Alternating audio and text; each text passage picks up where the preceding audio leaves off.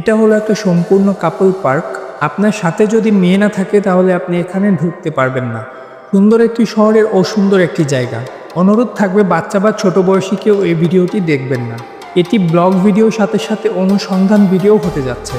এখানে আমি কিভাবে একা ঢুকে গোপন জায়গার ভিডিও করলাম সব কিছুই আপনাদেরকে বলবো।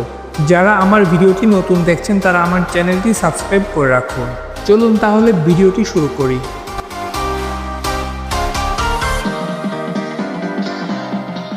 আসসালামু আলাইকুম।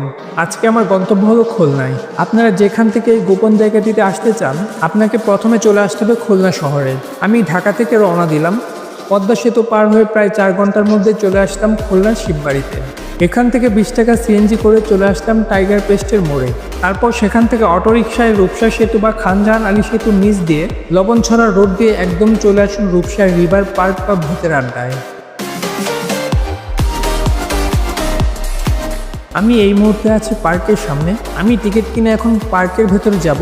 গেটের সামনে এটা কি কুকুরের ভাস্কর্য নাকি বাঘের ভাস্কর্য সেটাই বুঝতে পারিনি। প্রথমে ঢুকেই আপনারা এরকম একটা পরিবেশ দেখতে পারবেন। এই পার্কের জন্মলগ্নে এটা বাচ্চাদের জন্য সব থেকে জনপ্রিয় পার্ক ছিল, কিন্তু এখন আর এখানে কোনো বাচ্চারা আসে না, এখন এখানে শুধু পাখিরা আসে। এই পার্কের সাথেই আবার খুলনা ইকো পার্কের অবস্থান। এই পার্কের পুরোটা জুড়ে রয়েছে নানা রকম ভাস্কর্য এবং বাচ্চাদের খেলার জায়গা।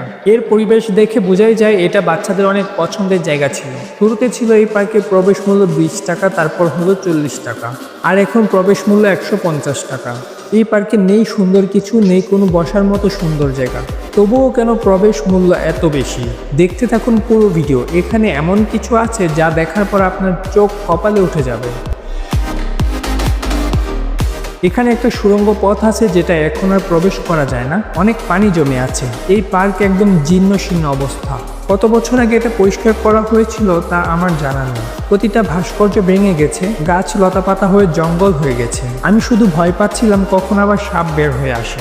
যেহেতু পার্কের নামের সাথে ভূতের আড্ডা আছে, তাই এখানে একটা ভূতের বাড়ি আছে। আমি আরেকটা সুড়ঙ্গ দিয়ে এখন এই ভূতের বাড়ির ভেতরে আছি। অনেক ভয়ানক ভাস্কর্য তৈরি করার চেষ্টা করেছেন। অনেক আগে এখানে সাউন্ড সিস্টেম ছিল, এখানে ভৌতিক সাউন্ড শোনা যেত, এখন সেটাও নষ্ট হয়ে গেছে।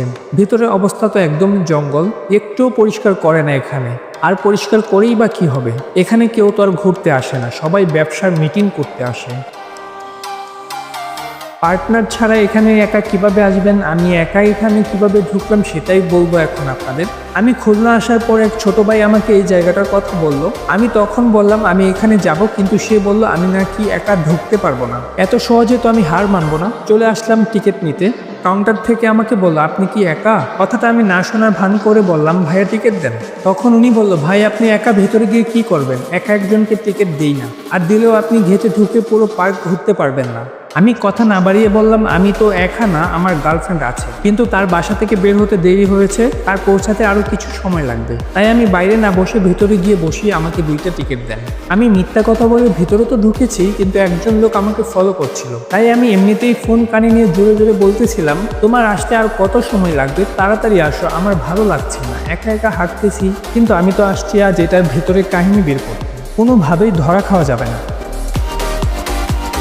আমি সুযোগ খুঁজে যাচ্ছি ওই পাশে যাওয়ার। চলুন আর একটু ঘুরতে থাকি। সামনে একটা সুইমিং পুল আছে, এটার উপরে যাই। পূর্বে ভালোই ছিল, বাচ্চারা এখানে সাঁতার দিতে পারতো।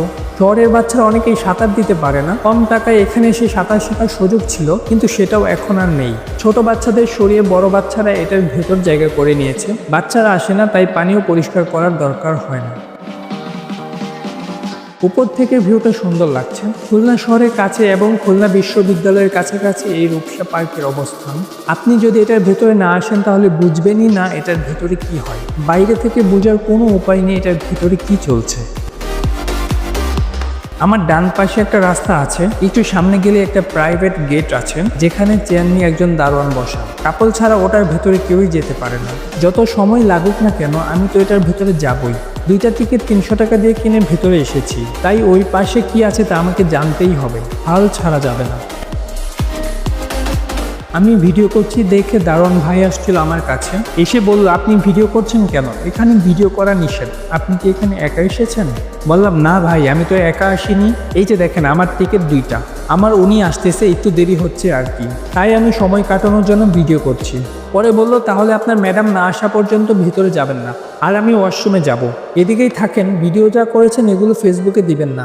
আপনার উনি না আসলে ভিতরে গিয়ে কি করবেন বুঝেনি তো, আপাতত এদিকেই থাকেন।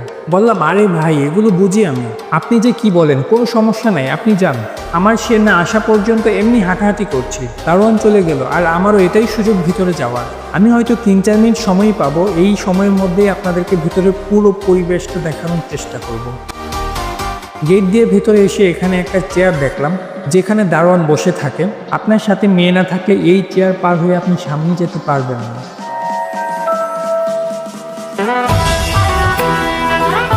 এখানে একসাথে এরকম 30টার মতো কবুতরের বাসা আছে, যেখানে কবুতররা বসবাস করে। আচ্ছা, ভিডিওতে দেখে আপনারা সবাই বুঝে গেছেন, আমি আশা করি এটা নিয়ে বুঝিয়ে বলার মতো কোনো কিছু নেই। কবুতর জবাইয়ের পর টাটকা রক্ত ও নানা রকম উপাদান এখানে দেখতে পেয়েছি।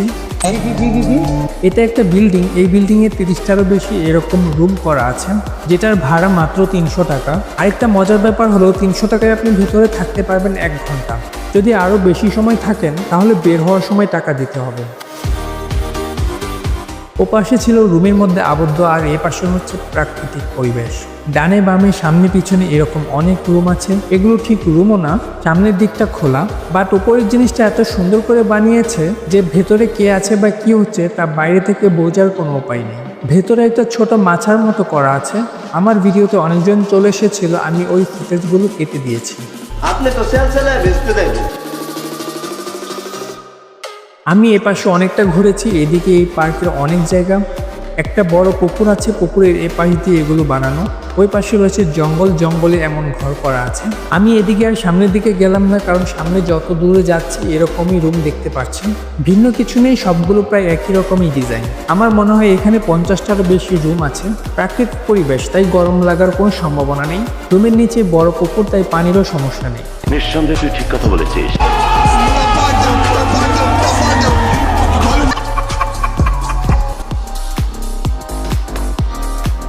যেদিক থেকে এসেছিলাম এখন সেদিকে যাচ্ছি।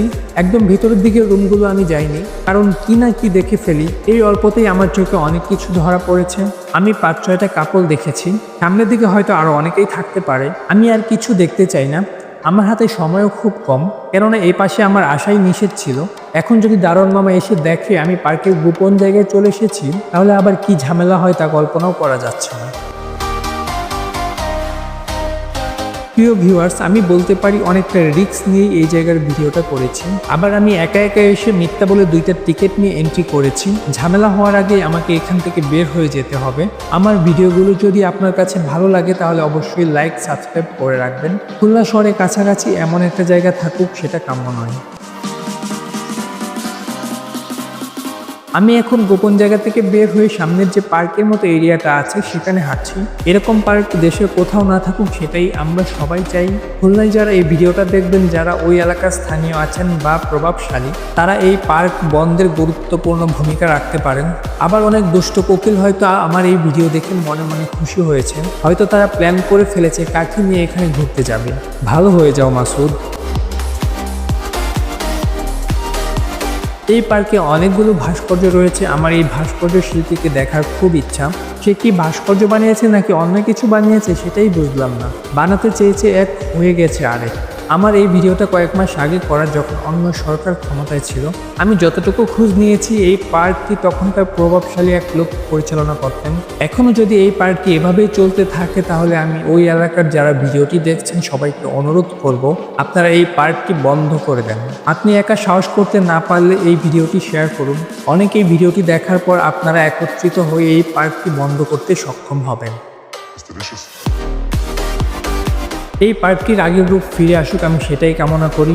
একটা সময় এখানে সবাই আসতে পারতো, পরিবার নিয়ে আসা যেত, বাচ্চারা এসে খেলাধুলা করতে পারতো, সুইমিংয়ে সাঁতার শিখতে পারতো।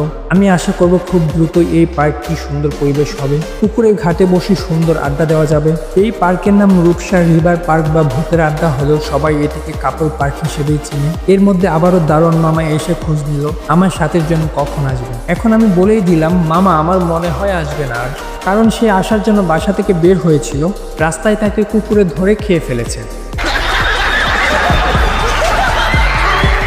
আমার এই কথা শুনে সে হাসলো নাকি রাগ করলো সেটাই বুঝলাম না। আমার মনে হচ্ছে আর এখানে বেশিক্ষণ থাকা আমার জন্য ঠিক হবে না। পার্কের দায়িত্বরত সবাই আমার দিকে আর চোখে তাকাচ্ছে। আমি বুঝতে পারলাম ওরা আমাকে সন্দেহ করছে। আমি মূলত এসেছিলাম ভিতরে কি হয় সেটা জানতে।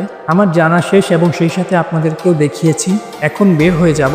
যারা এখনও আমার চ্যানেলটি সাবস্ক্রাইব করেনি তারা অনুগ্রহ করে আমার চ্যানেলটি সাবস্ক্রাইব করে রাখুন। পরের ভিডিওতে সুন্দর একটি জায়গায় আপনাদের সাথে দেখা হবে। ততদিন ভালো থাকুন। আল্লাহ হাফেজ।